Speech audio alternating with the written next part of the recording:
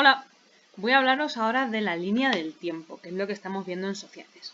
Bueno, una línea del tiempo, como su nombre indica, es una línea en la que vamos situando por orden cronológico los diferentes hechos históricos y así nos permite tener una visión en conjunto de cómo ha ido avanzando la historia. Aquí tenemos una línea del tiempo. Empezamos en la prehistoria, que según puedo leer aquí, comenzamos el año 200.000 antes de Cristo. ¿Qué tenemos en la prehistoria? Bueno, empezaríamos con el Paleolítico, que es la primera etapa de la prehistoria. Aquí en el Paleolítico los primeros seres humanos eran nómadas. ¿Qué quiere decir nómadas? Que no vivían en un mismo lugar, es decir, que iban viajando de un sitio a otro, no tenían casa fija. Y subsistían, es decir, que sobrevivían gracias a la caza y a la recolección. No cultivaban, es decir, si no te quedas en un mismo sitio fijo, ¿para qué vas a cultivar si siempre vas viajando? Recolectaban lo que les daba la naturaleza según la estación del año. Ellos fabricaron las primeras herramientas para cazar y dominaron el fuego para cocinar, protegerse del frío y de los animales salvajes. Tanto el descubrimiento del fuego como el desarrollo de las primeras herramientas, podéis ver vídeos explicativos que están muy chulos en el Museo Arqueológico Nacional en la visita virtual que os pasé la semana pasada. Es decir, que si queréis ver más, aprender más acerca de cómo fabricaban estas herramientas y usaban el fuego y descubrieron el fuego, os vais al Museo Arqueológico Nacional, a la página web que os pasé la otra vez, y buscáis los vídeos en el museo, ¿de acuerdo? Seguimos avanzando en la historia. Ya no es en el año 200.000 a.C., ahora estamos en el año 8.000 a.C. Después del Paleolítico vino el Neolítico, que es la segunda etapa de la prehistoria. Aquí ya desarrollamos la agricultura y la ganadería. Los humanos se hicieron sedentarios. ¿Qué quiere decir sedentario? Pues al contrario que nómada, son antónimos. Quiere decir que ya no viajamos de un lado a otro. Elegimos un lugar para quedarnos a vivir. Entonces se produjeron grandes avances, como por ejemplo la rueda. Al desarrollar la rueda, podían transportar cosas, podían hacer aparejos para cultivar. También desarrollaron el telar para fabricar telas, ropas, y la cerámica. En la cerámica ellos podían almacenar la comida que cultivaban. Seguimos avanzando en esta prehistoria. Y ya nos encontramos en la edad de los metales. En la edad de los metales, que es la tercera etapa de la prehistoria, el ser humano descubrió cómo trabajar el metal. Y entonces empezaron a comerciar entre ellos, a intercambiar cosas, bienes.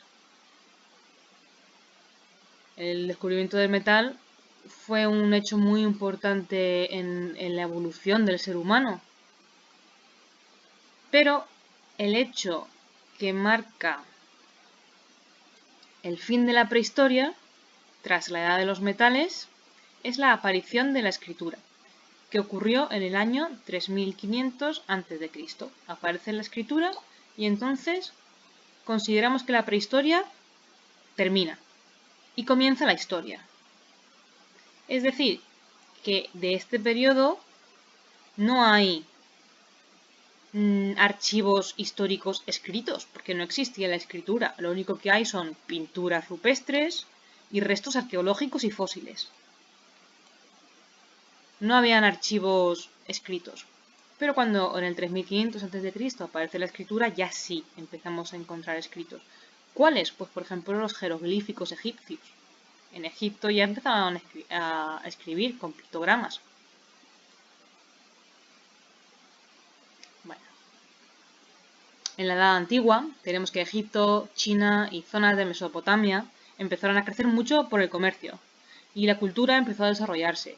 Al haber descubierto la escritura, pues la cultura crece. Más tarde surgieron culturas mediterráneas como las de Grecia y Roma. Recuerdo, nacimiento de Cristo. Lo situamos aquí en nuestra línea del tiempo. A partir de aquí, del nacimiento de Cristo, sabéis que cualquier otra fecha ya se etiqueta como de fe, es decir, después de Cristo. Y si aquí estábamos en el 3500 a.C., aquí estamos en el año 0. Y a partir de 0 vuelve a crecer. 0, 100, 200, 300, 400, 500, 800, 1000. ¿Vale? Ya de la Edad Antigua pasamos a la Edad Media. La Edad Media en el 1492 después de Cristo.